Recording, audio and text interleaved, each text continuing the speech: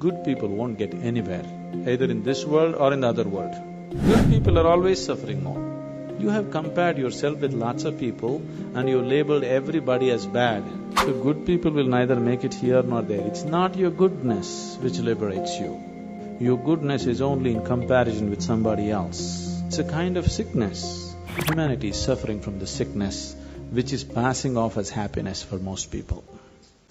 In this world, good people are suffering more or bad people are suffering more?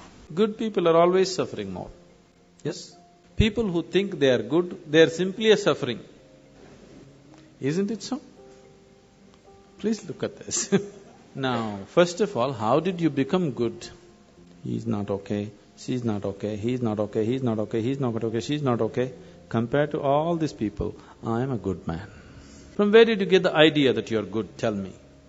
You have compared yourself with lots of people and you labeled everybody as bad, and now you feel good. Somebody who thinks he is very good, in his mind, nobody in the world is okay. The more good you think you are, nobody is okay for you. Is that so? People who believe they are very good people, nobody wants to go anywhere near them because they're so good, no life can happen. Your goodness is only in comparison with something else, isn't it? And you establishing yourself as good and making all these people are totally wretched people, then I am a really good man, isn't it? Isn't it so?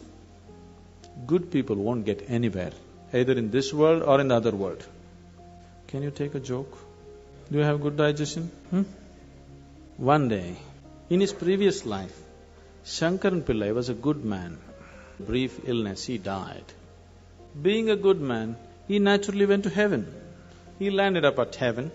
There at the reception committee of angels, opened his account book, page after page, good deed, good deed, good deed, good deed, good deed. Cover to cover, only good deed. Then the angels were in confusion. Then they came to Shankaran Pillai and said, Mr. Pillai, there's a little problem here. He asked, what is the problem? He said, the angels said, see here we have various kinds of accommodation in heaven, various levels of accommodation. One bad deed means highest heaven, sea front view. 2 bad deeds, next level of accommodation. 3 bad deeds, next level of accommodation, like this. But no bad deed. We don't have such a place. We really don't know what to do with you. You are the first man to come like this. Shankaran Pillai thought, what nonsense. In the world, nobody wanted to come near me because I was such a good man. I lived with the hope of getting to heaven, and even here problem. Then the angels had a discussion and they arrived at a conclusion. They said, don't you worry, Mr. Pillai, we have found a solution. Your body is still intact there. We'll give you 3 hours of life. Just commit 1 bad deed.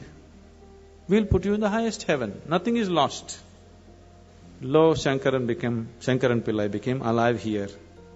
Then he sat there thinking how to commit a bad deed. An hour and a half passed away. See, he's not like you, he has no practice. After an hour and a half, he remembered, in the neighborhood, there is a woman who is well beyond her prime, who's been casting inviting glances at him. He being a good man, he never looked that way. Now he thought, okay, adultery is a bad deed. Because after all, he's going to do whatever he is going to do just to go to heaven. So he went looking for the woman. He went and knocked on her door. She came and opened the door. When she opened the door, Shankaran Pillai said, I want you.